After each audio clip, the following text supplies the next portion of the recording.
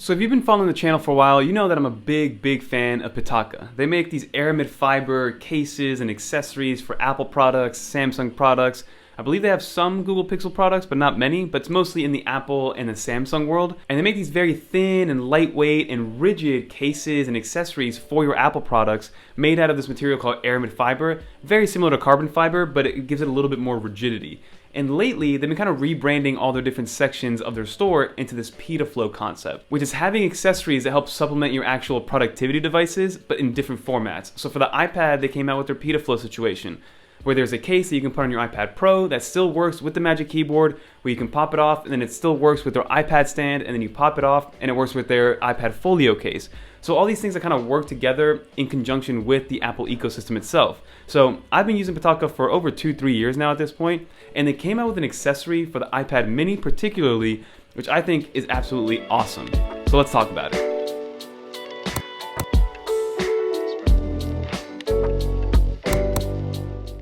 So let's do a quick unboxing of both of the products. And yes, again, these are two different products that kind of work together, but you do buy them separately. And the first one is the case and the Pitaflow charger itself. So you can see on the box it says it has reinforced frame, magnetic attachments, premium aramid fiber, a new hassle-free charging experience. And it's a very intuitive design in my opinion. And we're going to talk about some of the drawbacks that it does present. But first, let's talk about all the good that it brings to the table. So again, you have this nice case that's going to protect your iPad mini. For the most part, it's not a bulky case. And again, the iPad is relatively small, so having a small case that's still protective is going to be key when using the iPad mini in this thing.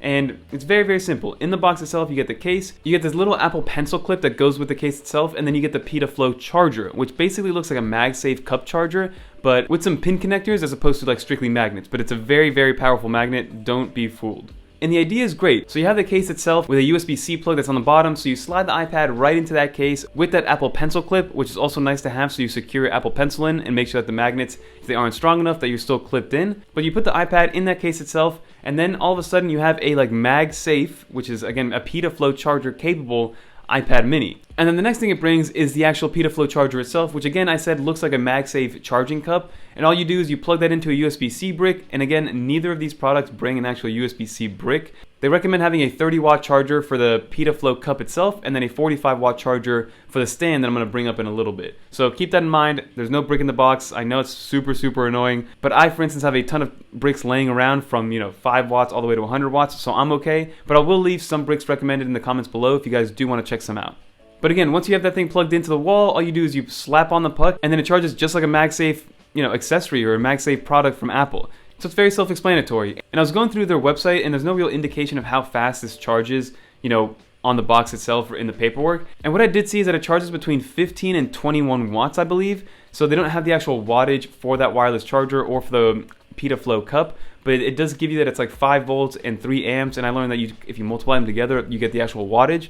So it's anywhere from 15 to 21 watts of power pass-through that you get on this device with that cup, which again is more than enough battery and more than enough juice to get your iPad mini charged up. So the next item in this little ecosystem that Pitaka is kind of putting together is their Pitaflow Stand. So this looks identical, feels identical, made identically to the MagEasy stand that I've reviewed in the past for the iPad Pro and the iPad Air. So again, it's a very well-built aluminum and aramid fiber stand, very heavy, very sturdy, has some sticky feet on the bottom to make sure that your iPad kind of stays, or your iPad stand stays wherever you want it to stay. So I love the actual build quality of this thing, and it better be good build quality because, again, these aren't cheap accessories. But the only difference between this one and the MagEasy one is that the Pitaflow one actually has those same pin connectors that I talked about in that like Pitaflow cup, charging cup that we have in the last product.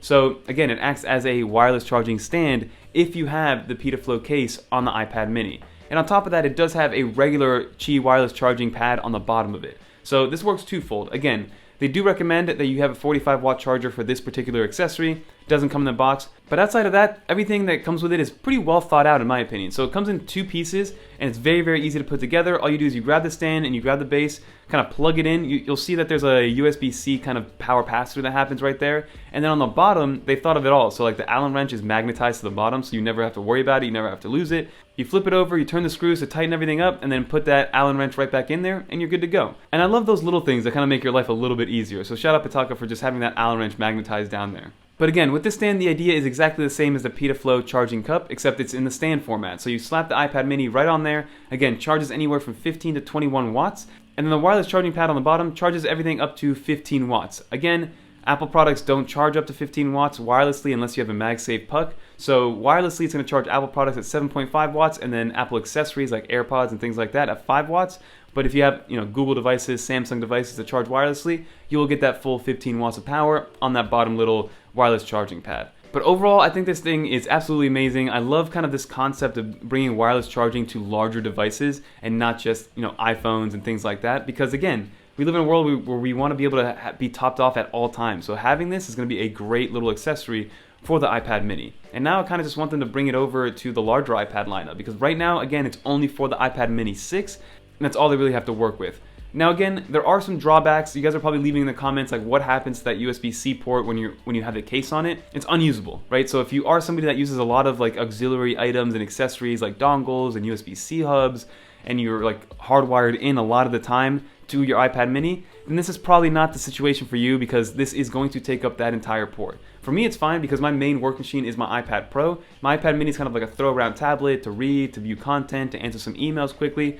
So I never really plug anything into it aside from charging it. So being able to have the Pitaflow cup whenever I have it on my nightstand is great, and then when I have the stand on my desk, that also works great. So if you're somebody that uses a lot of accessories through the USB-C port, this probably is not going to be the solution for you. And I'm letting you guys know, in all honesty, in advance, because again, you're blocking that USB-C port. I wish they did have like a USB-C pass-through so you can still use it for other situations like data pass-through.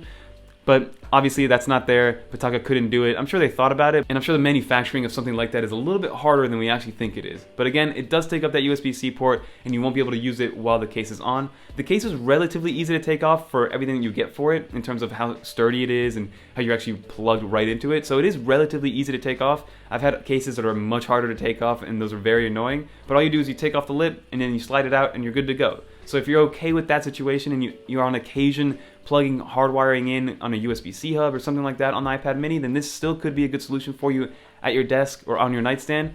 But overall, I love what Pitaka is doing. Their Pitaflow concept of ecosystem, so they're trying to match Apple's ecosystem with their own version of ecosystem with magnets and aramid fiber, and just being as productive and as efficient as possible, I think. But that's going to do for this video. If you guys did enjoy it, leave a little dolphin in the comments below so I know that you made it to the very end, and leave some comments down below. Is this something that you would be interested in? Like, do you want wireless charging on iPads to come? And if you do want wireless charging on iPads, because I'm somebody that does, what type of MagSafe solution do you think we're going to get with iPads moving forward? Is it going to be the MagSafe solution that we see on the laptops and that we've had with other legacy MacBook Airs and MacBook Pros? Or is it the new MagSafe situation that we have on the Apple iPhones that we got with the iPhone 12 and the iPhone 13 lineups? I kind of want more of that MagSafe from the laptop situation to come to the iPads, especially the larger iPads, but I'd be happy with either or. All I know is that with Pitaflow, it's a great step forward and a great proof of concept, and obviously a great device if you guys do want to pick one up. I'll leave a link down in the description below. Shout out Pitaka for sending this one over because it's a very cool one. And I just love it when companies kind of innovate, think outside the box.